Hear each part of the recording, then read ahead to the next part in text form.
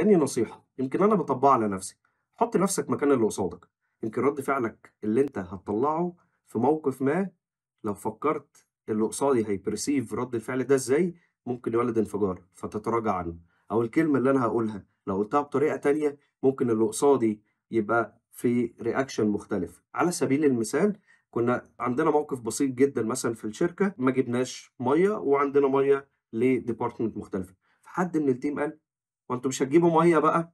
طبعًا الشخص المسؤول عن الprocurement استقبل الكلمة دي بطريقة مش مهينة، بس هو أنتِ مش هتدّيني أوامر.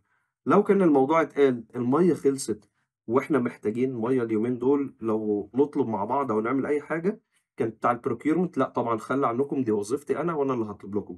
فلو حطيت نفْسك مكان اللي قصادك وفكّرت دقيقة يا ترى فعلي أو رَد فعلي أو الكلام أو طريقة الكلام اللي طالع منّي اللي قصادي بيستقبله إزاي، هتنجح في عملية التواصل.